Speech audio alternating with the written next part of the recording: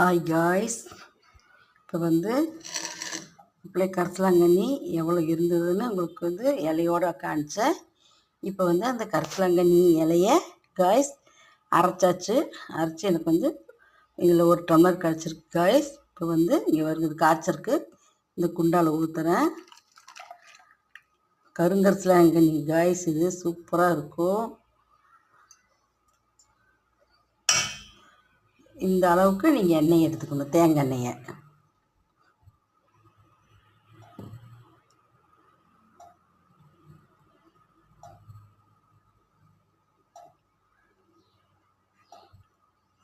தேங்காய் எண்ணெய் ஜாஸ்தியாக இருந்தாலும் தப்பு இல்லை காய்ஸ், ஆனால் கம்மியாக மட்டும் இருந்துடக்கூடாது மக்களே.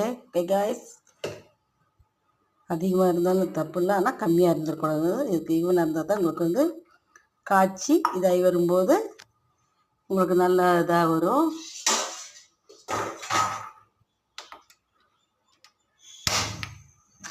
இப்போது அடுப்பு வச்சுட்டேன் காய்ஸ்.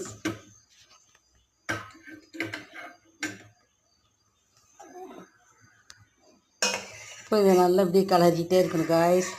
நல்லா கலரிட்டு இருக்கும்போது உங்களுக்கு என்னவா வரும்னா, இப்போ இந்த பச்சையாக இருக்கிறது இப்போ பச்சைன்னு இருக்குதா, நல்லா டார்க் க்ரீனில் இருக்குது பார்த்தீங்களா. இது என்னங்கன்னா உங்களுக்கு அடுத்தது அப்படியே மழை பெஞ்ச தண்ணி எப்படி இருக்கும் காய்ஸ், அந்த மாதிரி இருக்கும். மழை பெஞ்சால் எப்படி சகப்பாக இருக்குது தண்ணி, அந்த மாதிரி சகப்பு கலரில் காய்ஞ்சு வரணும் காய்ஸ். இப்போ பச்சை பசேன்னு இருக்குது. இது கருங்கரிசலாங்கண்ணி. ஓகே காய்ஸ்,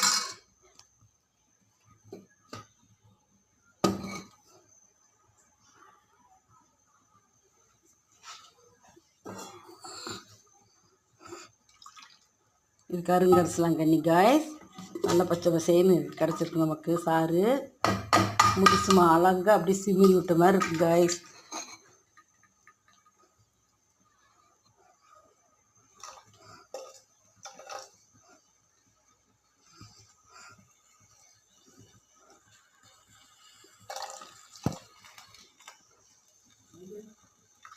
இந்த வரங்க